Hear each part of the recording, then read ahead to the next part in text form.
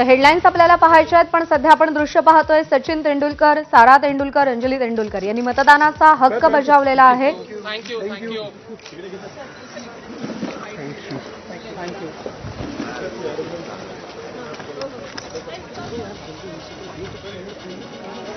तमाम भारतीयांचा आयकॉन म्हणून ज्याच्याकडे पाहिलं जातं त्या सचिन तेंडुलकर यांना मतदानाचा हक्क बजावलाय आणि मतदारांना मतदान करण्याचं आवाहन देखील केलेलं आहे।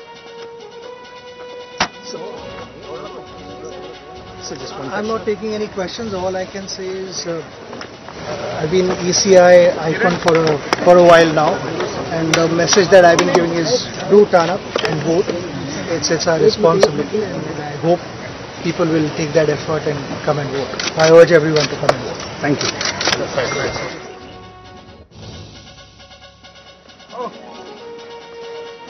भारतीय निवडणूक आयोगातर्फे त्यानं मतदारांना मतदान करण्याचं आवाहन केलेलं आहे।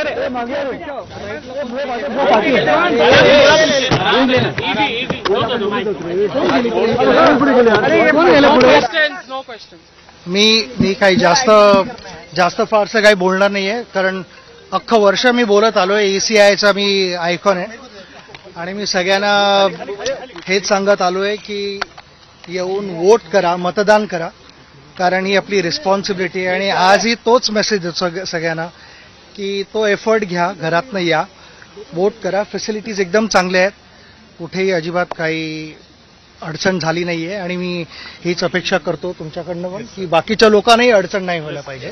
So thank you very much. मैं यही दोहराऊंगा वापस कि आइए वोट कीजिए, ये हमारी एक रिस्पॉन्सिबिलिटी है।